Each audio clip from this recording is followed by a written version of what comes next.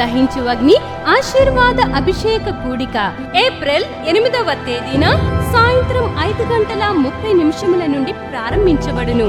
ముఖ్య ప్రసంగికులు doctor Thomas గారు, దహించు అగ్ని మినిస్ట్రీస్, రాజమహేంద్రవరం. స్థలం శుభలక్ష్మి కళ్యాణ మండపం, రైల్వే న్యూ కాలనీ, విశాఖపట్నం. మరిన్ని వివరాలకు 9032227676 మరియు 9032228686. విజయవాడలో దహించు అగ్ని సేవకుల కూడిక ఏప్రిల్ 15వ తేదీన ఉదయం 10 గంటల నుండి ప్రారంభించబడును. ముఖ్య ప్రసంగికులు డాక్టర్ థామస్ గారు, దహించు అగ్ని మినిస్ట్రీస్, రాజమహేంద్రవరం. స్థలం కందుకూరి కళ్యాణ మండపం, జింకానా గ్రౌండ్స్, విజయవాడ. మరిన్ని వివరాలకు 9032224646 మరియు 9032224747 0072 మరియు 73.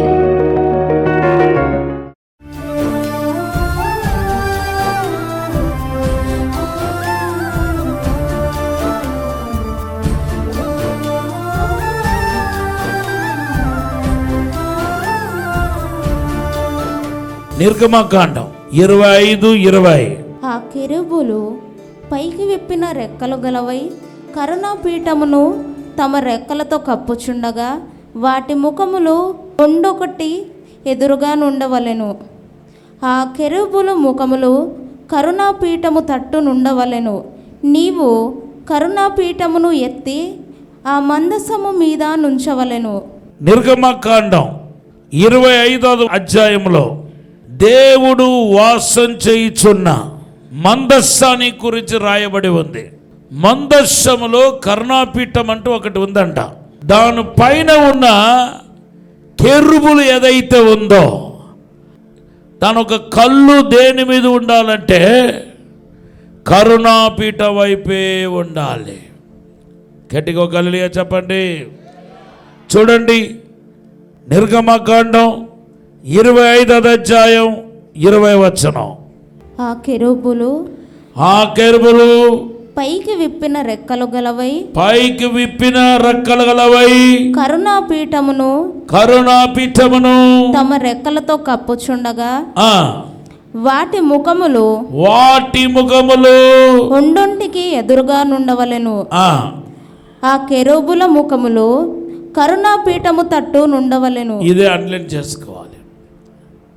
కెరూబుల యొక్క కళ్ళు, కెరూబుల యొక్క ఫేసు దేని మీదే ఉండాలని రాయబడి ఉందంటే కరుణాపీఠం వైపే ఉండాలి.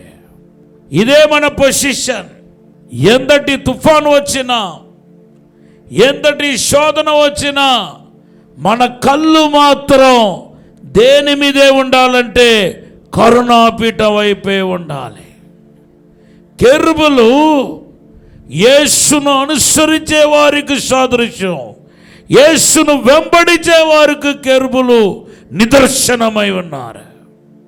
బైబిల్లో తుఫాన్ అనేది ధోనిలో యేసు ఉన్నప్పుడు వచ్చింది, యేసు లేనప్పుడు కూడా తుఫాను వచ్చింది. గట్టిగా హల్లెలూయా చెప్పండి. హల్లెలూయా. కొంతమంది ఏమనుకుంటున్నారంటే నా ధోని అని జీవితంలో తుఫాన్ అంటే నాలో యేసు లేడు అనుకుంటున్నారు. అయ్యా, యేసు లేనప్పుడు తుఫాను వచ్చింది, తుఫాను ఎదుర్కొన్నారు శిష్యులు. చూడండి, మత్తయి సువార్త 14వ అధ్యాయం 23-24 చదవండి. ఆయన ఆ జన సమూహములను పంపివేసి ప్రార్థన చేయుటకు ఏకాంతముగా కొండ ఎక్కిపోయి సాయంకాలం అయినప్పుడు ఒంటరిగా ఉండెను. చూడండి, యేసు ఏమో ఆ కొండ పైన ప్రార్థనలో ఉండిపోయాడు. ఇప్పుడు 24వ వచనం చెప్తుంది, 14:24. అప్పటికి ఆ దోణి దరికి దూరంగా నుండగా గాలి ఎదురైనందున అలల వలన కొట్టబడుచుండెను. యేసు ఉన్న చోటు నుండి 3 మైల్ దూరంలో ఉన్న శిష్యుల యొక్క పడవ ఏమైందంటే తుఫానులో చిక్కుకుంది. ఎదురుగాలి, పెనుగాలి. ఎందుకంటే తుఫాను, ఎందుకు తుఫాను? కొంతమంది అన్నారు ఆ ధోనిలో యేసు లేడు గనక తుఫాన్. బ్రదర్, ఏ ధోనిలో అయితే యేసు లేడో, యేసును విడిచిపెట్టి తన సొబ్బుతి చెప్పున స్వయచిత్తం చెప్పున నడుచుకుంటున్నారో వాళ్ళందరి జీవితంలో ఇటువంటి గాలి తుఫాను తప్పదు అని ఒకరు వ్యాఖ్యానించారు. నేను అడిగినప్పుడు ఎందుకు ఈ యొక్క 14వ అధ్యాయంలో అంత పెద్ద తుఫాను ఎదుర్కొన్నారంటే, అప్పుడు ఒక అతను అన్నాడు కదా, నేను అడిగినప్పుడు యేసు లేడు ధోనిలో అందుకొరకే తుఫాను ఎదుర్కొన్నాడు అన్నాడు. అది కరెక్ట్ కాదు. బైబిల్లో యేసు ఉన్న ధోని గురించి కూడా మీకు చెప్పాలని ఆశపడుతున్నాను. యేసు ఆయన ఒక ధోనిలో కూర్చున్నాడు. అప్పుడు కూడా ఏమైందంటే పెద్ద తుఫాను వచ్చింది. దేవునామానికి స్తోత్రం చెప్పండి. హల్లెలూయా. ఆయన ధోనిలో ఉన్నప్పటికీ పెద్ద తుఫాను, యేసు ఉన్న ధోనిలో కూడా తుఫాను తప్పలేదు. దేవునామానికి స్తోత్రం. చూడండి ఒకసారి మార్కు సువార్త 4వ అధ్యాయం 36-38 వచనాలు. ఆ దినమే సాయంకాలం అయినప్పుడు ఆయన అద్దరికి పోవుదామని వారితో చెప్పగా వారు జనులను పంపివేసి ఆయనను ఉన్నపాటున చిన్న దోణిలోనే తీసుకొని పోయిరి. ఆయన వెంబడి మరికొన్ని దోణులు వచ్చెను. అప్పుడు పెద్ద తుఫాను రేగి ఆయన ఉన్న దోణి మీద అలలు కొట్టినందున యేసు ఉన్న ధోనిలో తుఫాను. మార్కు సువార్త 4వ అధ్యాయం 36-38 వచనాల్లో యేసు లేని ధోనిలో కూడా తుఫాను. మార్కు సువార్త 6వ అధ్యాయం 47-48 వచనాల్లో. ఇదేంటండి బాబు, యేసు లేని ధోనిలో తుఫాను అంటే ఓకే, యేసు లేడు కాబట్టి తుఫాను. తుఫాన్ అనే సమస్యను ఎవరు ఎదుర్కొంటున్నారు? శోధన ఎవరు ఎదుర్కొంటున్నారు? పోరాటాన్ని ఎవరు ఎదుర్కొంటున్నారంటే యేసు లేడు కాబట్టి. యేసు లేని జీవితం ఎవరైతే సాగిస్తున్నారో వాళ్ళ జీవితంలో తుఫాన్ అని అనటానికి లేదు. ఇప్పుడు ఇక్కడేమో మార్కు సువార్త 4వ అధ్యాయం 36-38 వచనాల్లో యేసు ఉన్న ధోనిలో తుఫాన్ కనపడుతున్నాయి. మార్కు సువార్త 6వ అధ్యాయం 46-47 వచనాల్లో యేసు లేని ధోనిలో తుఫాను. తుఫాన్ అనేది సహజం అనేది మనకు అర్థమవుతుంది. తుఫాన్ అని పోరాటాన్ని ఎదుర్కొంటున్న వాళ్ళందరూ పాపాత్ములని, తుఫాన్ లేకుండా జీవన శైలిని కొనసాగించే వాళ్ళందరూ పరిశుద్ధులని అనుకోబాకండి. తుఫాను కాదు నీ జీవితంలో ఎదుర్కొంటున్న పోరాటం కాదు. నువ్వు మంచివాడా, దేవునికి సన్నిహితుడా లేదా అని తెలియపరిచేది. నువ్వు దేవునికి ఇష్టడా కాదా అని తెలియపరిచేది నీ అనుదిన జీవితంలో ఎదుర్కొంటున్న తుఫాన్ అని పోరాటం కాదు, శోధన కాదు, రోగం కాదు, తెగులు కాదు. గట్టిగా ఒక హల్లెలూయా చెప్పండి. It's common. యేసు లేని ధోనిలో తుఫానే, యేసు ఉన్న ధోనిలో కూడా తుఫానే. నీకు సమస్యలు ఎదుర్కోవడం తప్పదు, పోరాటం ఎదుర్కోవడం తప్పదు. దేవునామానికి స్తోత్రం చెప్పండి. గట్టిగా ఒక హల్లెలూయా చెప్పండి. మనిషిగా ఉన్న ప్రతి ఒక్కడికి శోధన తప్పదు. పైగా ఇంకా చెప్పాలంటే నీతిమంతులుగా ఎవరైతే జీవిస్తున్నారో వాళ్ళకి ఎక్కువ శోధన. నీతిమంతులకు కలిగే ఆపత్తులు అనేకములు. అక్కడతో బైబిల్ ఆపలేదండి, అక్కడతో ఫుల్ స్టాప్ పెట్టలేదు బైబిల్. వాటన్నిటి నుండి యెహోవా వారిని తప్పించెను. కొట్టండి గట్టిగా చెప్పండి, దినపరచండి. హల్లెలూయా. 34వ కీర్తనలో రాయబడి ఉంది, దేవుని బిడ్డలారా నీతిమంతులకు కలిగే ఆపత్తులు అనేకములు. 17వ వచనములో యేసును కలిగి ఉన్న వారికి ఏ శ్రమ లేదనుకోబాకండి, ఏ బాధ లేదనుకోబాకండి. అది పువ్వుల బాటని అనుకోబాకండి. సమస్యలు అనేది సహజం, శోధన అనేది సహజం. గట్టిగా హల్లెలూయా చెప్పండి. మనిషిగా పుట్టిన ప్రతి ఒక్కడికు శోధన, సమస్యలు, పోరాటం, కొన్నిసార్లు అనారోగ్యం కూడా సహజమే. ఇది యేసు ఉన్నాడా లేదా అనేది నిర్ణయించేది కాదు.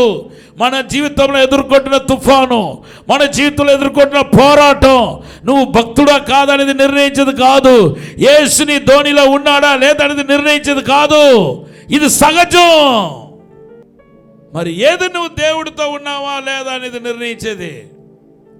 ఆ సమస్యలు వచ్చినప్పుడు, ఆ తుఫాను వచ్చినప్పుడు, ఆ పోరాటం వచ్చినప్పుడు నీ కళ్ళు దేని మీద ఉండాలంటే కరుణాపీఠమైన యేసు వైపు ఉండాలి.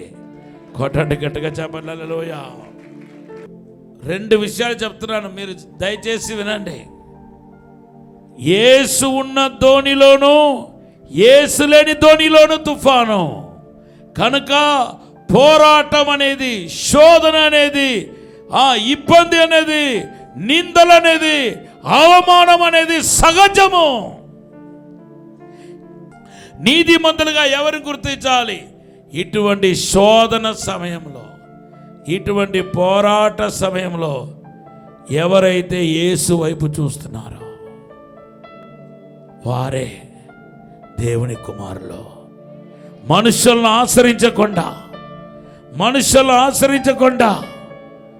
డబ్బును ఆశ్రయించకుండా, మనుషుల వైపు చూడకుండా, ఇటువంటి పోరాటంలో, ఇటువంటి కన్నీటి జీవితంలో, ఇటువంటి వేదనలో ఎవరు దేవుని వైపు చూస్తున్నారో వారు దేవుని బిడ్డలు అనపడతారు. కొట్టండి గట్టిగా చెప్పండి హల్లెలూయా. మీరు చేసిన పొరపాటు ఏంటి తెలుసా? తుఫాను వైపు చూస్తున్నారు. మీకు వచ్చిన శ్రమల గురించి మాట్లాడుతూ ఉన్నారు. మీకు వచ్చిన కష్టాల గురించి అనుకుంటా ఉన్నారు.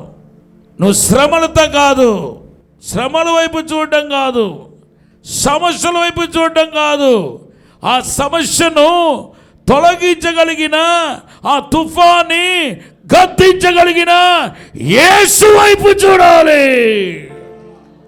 కొట్టండి గట్టిగా చెప్పండి ధనపరచండి హల్లెలూయా. ఈ భూమిలో 2 రకాలు ప్రజలు ఉన్నారు. సమస్యల గురించి మాట్లాడేవాళ్ళు, సమస్యలతో మాట్లాడేవాళ్ళు. రెండింటికి చాలా డిఫరెన్స్ ఉన్నాయి. నా అప్పు చాలా పెద్దది, నా రోగం చాలా పెద్దది, నేను ఇలా అనుకోలేదు, ఇంత పెద్ద కష్టం వస్తే అనుకోలేదు, ఇంత నొప్పి వస్తే అనుకోలేదు, ఇంత బాధ నాకు వస్తే అనుకోలేదు, అప్పు ఇంత పెద్ద అప్పుగా మారితే అనుకోలేదు.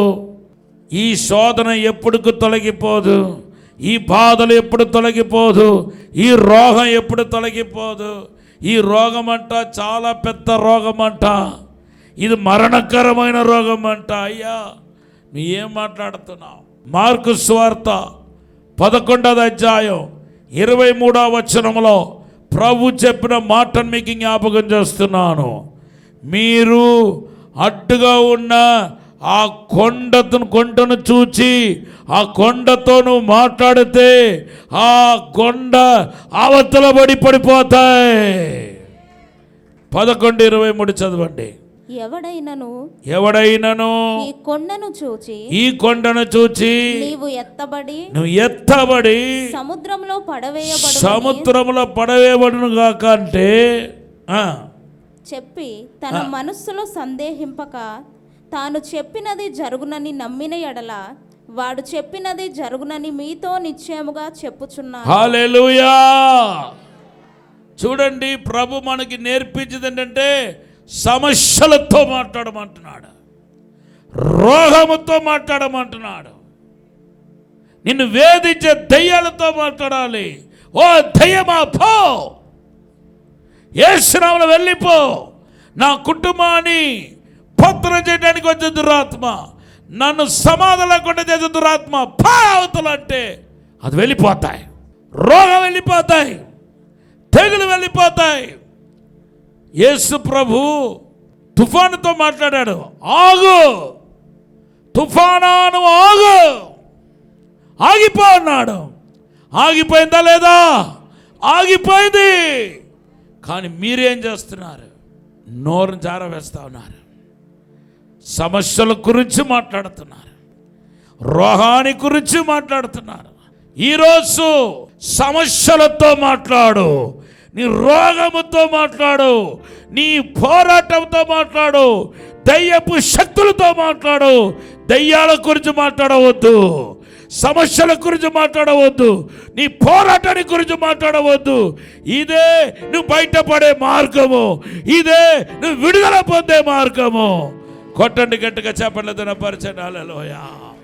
నీ ఒక కెరూబులు, నీ ఒక చెరాపులు, నీ ఒక కెరూబులైతే, నీ ఒక చెరాపులైతే నీ కళ్ళు దేని మీద ఉండాలా?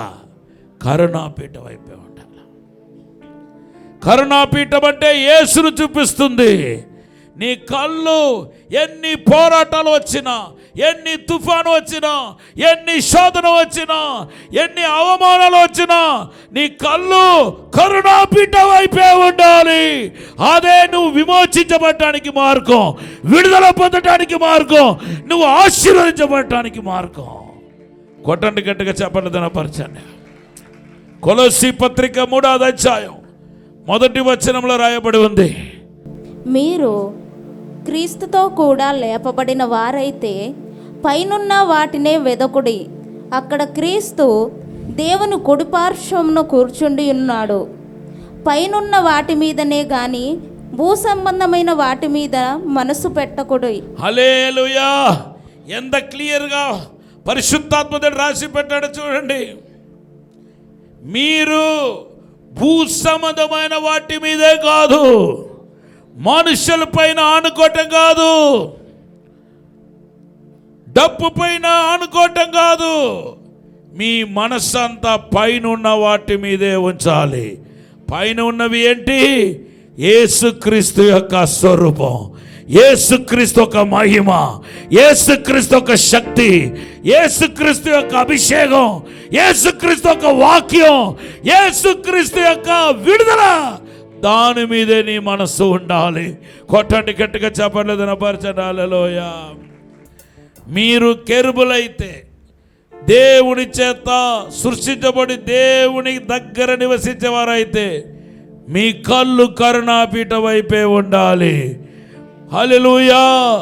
భూ సంబంధమైన వాటి మీద కాదు, పర సంబంధమైన యేసు వైపే కళ్ళు నిలపాలి. ఈ అనుభవానికి మీరు రాగలిగితే ఆశీర్వాదకరంగా ఉండబోతున్నాయి. కొట్టండి గట్టిగా, చెప్పాలి. హల్లెలూయా. శోధన వస్తే కానీ మంచిగా ఉన్నప్పుడు రారా బాబు, దేవుని వైపు చూడరా బాబు, ప్రార్థన చేయరా బాబు, ఉపవాసం ఉండరా బాబు, ఆరాధనకి రారా బాబు, క్రమంగా రండ్రా బాబు అంటే, ఇప్పుడు ఇలాగే ఏదో ఒక సమస్యలు వచ్చి, పోరాటం వచ్చి, తీరని సమస్య వచ్చినప్పుడు నాకు ఇప్పుడు యేసు కావాలి. యేసయ్యా ఎక్కడ ఉన్నావయ్యా, నడిపించి నానావా. ఇంకెక్కడ నడిపించేది? ఈ బుద్ధి నీకు ముందే వచ్చి ఉంటే నువ్వు ఎప్పుడో బాగుపడేవాడివి, ఎప్పుడో దీవించబడేవాడివి. ఇప్పుడైనా నేను యేసు వైపే చూస్తాను, నా కళ్ళు కరుణాపీఠ వైపే ఉంటుందని తీర్మానించండి. నీ జీవితం ఆశీర్వదించబడబోతున్నాయి. కొట్టండి గట్టిగా, చెప్పట్లు. ఎవరైనా దేవుని వైపు చూస్తే వాళ్ళకు జరిగేది ఏంటంటే అసాధారణమైన కార్యాలు. కొట్టండి గట్టిగా, చెప్పండి. అసాధారణమైన కార్యాలు. చెప్పండి అందరూ. చూడండి, సంఖ్యాకాండంలో తాపకరమైన సర్పము చేత కాటబడి ఎవరు మట్టుకు వాళ్ళు సస్తా ఉంటే కొన్ని వేల మంది దోమలు రాలిపడిపోయినట్టుగా రాలిపడిపోతా ఉన్నారు. ఇప్పుడు మోసే దేవుని దగ్గర మొరపెడుతున్నాడు. దేవుడు ఏం చేస్తాడు తెలుసా? ఇత్తడితో చేయబడిన ఒక సర్పాన్ని ఒక స్తంభం మీద నాటమన్నాడు. సంఖ్యాకాండం 21:9. ఈ తాపకరమైన సర్పం కట్టబడిన వాళ్ళు ఎవరైతే ఉన్నారో వాళ్ళు నేను చేసిన ఇత్తడితో చేయబడిన సర్పాన్ని తేరి చూచే వాళ్ళు ఎవరో వాళ్ళందరూ బ్రతుకుతారు. కొట్టండి గట్టిగా, చెప్పట్లేదు నా పరిచయండి. హల్లెలూయా. ఈ ఇత్తడితో చేయబడిన సర్పం ఎవరంటే, యోహాను సువార్తలో ప్రభు చెప్పింది ఏంటంటే, ఆ ఇత్తడితో చేయబడిన సర్పము మోసే నాటిన ఇత్తడితో చేయబడిన సర్పం ఎవరో కాదు, అది నేనే, నా వాక్యమే. యోహాను సువార్త 3వ అధ్యాయం 14-15 వచనం. గట్టిగా ఒక హల్లెలూయా చెప్పండి. హల్లెలూయా. ఆ యేసు అని ఇత్తడితో చేయబడిన సర్పాన్ని ఎవరైతే చూచారో వాళ్ళందరూ బ్రతికిపోయారు. అసాధారణమైన కార్యం సాధ్యమైపోయింది. కొట్టండి గట్టిగా, చెప్పట్లేదు నా పరిచయం. హల్లెలూయా. మీతో దేవుడు మాట్లాడి ఉంటే ఒక చిన్న ప్రార్థన చేస్తాను.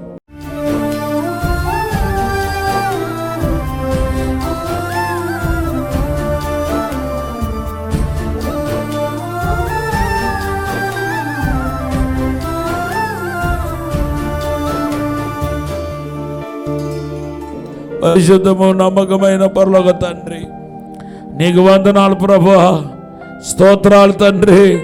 అయ్యా, నీ సన్నిధిలో ప్రార్థిస్తున్నా ప్రభువా, నీ తట్టు చూచే భాగ్యం దయచేయండి ప్రభువా, నీ వైపు చూచే భాగ్యం దయచేయండి ప్రభువా. అయ్యా, సమస్యలు వచ్చినప్పుడు, పోరాటం వచ్చినప్పుడు అయ్యా తండ్రి, మనుషుల వైపు చూస్తున్నాము తండ్రి. మా కళ్ళు ఆటోమేటిక్గా మనుషుల వైపు వెళ్ళిపోతున్నాయి, డబ్బు వైపు వెళ్ళిపోతున్నాయి. వద్దయ్యా, కష్టమైనా నష్టమైనా నీ వైపు చూడాలయ్యా, నీ పాదాలను గట్టిగా పట్టుకోవాలయ్యా, నిన్ను ఆశ్రయించాలయ్యా. ఇప్పుడు అభిషేకం దయచేయండి, కృప దయచేయండి. మనుషుల పైన ఆధారపడ్డ శాపమని ఈరోజు మీరు మాట్లాడి ఉన్నారయ్యా. మనుషుల పైన ఆధారపడకుండా నీ పైన ఆధారపడే కృప దయచేయండి. కరుణాపీఠ వైపే మా మనస్సు నిలుపబడిన గాక, కరుణాపీఠ వైపే చూదురు గాక. అయ్యా, మేము దానికి ప్రాక్టీస్ చేయడానికి సహాయం చేయండి, అవలంబించడానికి సహాయం చేయండి. కరుణాపీఠ వైపే కష్టాలు వచ్చినా, నష్టాలు వచ్చినా, శోధన వచ్చినా, ఏ బాధ వచ్చినా, చిన్న బాధలు వచ్చినా, పెద్ద బాధలు వచ్చినా నీ వైపే చూసే భాగ్యం దయచేయండి. మనుషుల వైపు చూడకూడదు అయ్యా, పరిస్థితుల వైపు చూడకూడదు ప్రభు. మీరే సహాయం చేయండి అయ్యా. నీ పాదాలు పట్టుకోవడానికి నేర్పించండి అయ్యా, నీ వైపు చూచుటకు నేర్పించండి అయ్యా. ఇప్పుడు ఆశీర్వదించమని, దీవించమని యేసు నామములో అడిగి వేడుకుంటున్నాము తండ్రి, ఆమేన్. విశాఖపట్నంలో దహించు అగ్ని ఆశీర్వాద అభిషేక కూడిక ఏప్రిల్ 8వ తేదీన సాయంత్రం 5:30 నుండి ప్రారంభించబడును. ముఖ్య ప్రసంగికులు డాక్టర్ థామస్ గారు, దహించు అగ్ని మినిస్ట్రీస్, రాజమహేంద్రవరం. స్థలం సుబ్బలక్ష్మి కళ్యాణ మండపం, రైల్వే న్యూ కాలనీ, విశాఖపట్నం. మరిన్ని వివరాలకు 9032227676 మరియు 9032228686. విజయవాడలో దహించు అగ్ని సేవకుల కూడిక ఏప్రిల్ 15వ తేదీన ఉదయం 10 గంటల నుండి ప్రారంభించబడును. ముఖ్య ప్రసంగికులు డాక్టర్ థామస్ గారు, దహించు అగ్ని మినిస్ట్రీస్, రాజమహేంద్రవరం. స్థలం కందుకూరి కళ్యాణ మండపం, జింకానా గ్రౌండ్స్, విజయవాడ. మరిన్ని వివరాలకు 9032224646 మరియు 9032224747 94940072 మరియు 73. ఇది కుటుంబ ఆశీర్వాద కూడిక. ఇక్కడ మేము మా కుటుంబాలను కట్టుకున్నాం, మరి మీరు? అయితే ప్రతి శుక్రవారం రాజమహేంద్రవరంలో జరిగే ఈ కుటుంబ ఆశీర్వాద కూడికలో పాల్గొనండి. ఈ కూడిక జరుగు స్థలం దహించు అగ్ని ఆడిటోరియం, నటరాజ్ థియేటర్, రాజమహేంద్రవరం. సికింద్రాబాద్ లో దహించు అగ్ని అద్భుత అసాధారణ కూడిక ప్రతి శనివారం సాయంత్రం 5 గంటల నుండి ప్రారంభించబడును. స్థలం SPG church ground, alpha hotel వెనుక సికింద్రాబాద్. మరిన్ని వివరాలకు 9494940074 మరియు 75. రాజమహేంద్రవరంలో దహించు అగ్ని అభిషేక ఆదివారపు ఆరాధన ఇప్పుడు ప్రతి ఆదివారం ఉదయం 9:30 నుండి ప్రారంభించబడును. తప్పక పాలు పొందండి, దైవిక ఆశీర్వాదం పొందండి. స్థలం దహించు అగ్ని ఆడిటోరియం, నటరాజ్ థియేటర్, రాజమహేంద్రవరం. మీ ప్రార్థన అవసరతలకు 9494940072 మరియు 73. ఈ టీవీ కార్యక్రమాన్ని చూసి ఆశీర్వదించబడినట్లయితే దహించు అగ్ని టీవీ పరిచర్యకు మరియు బ్లెస్సింగ్ ల్యాండ్ కు సహకరించండి. దహించు అగ్ని trust current account number 357222444370, State Bank of India main branch, Rajamahendravaram. My address doctor Thomas దహించు అగ్ని మినిస్ట్రీస్, తుమ్మలోవా, రాజమహేంద్రవరం.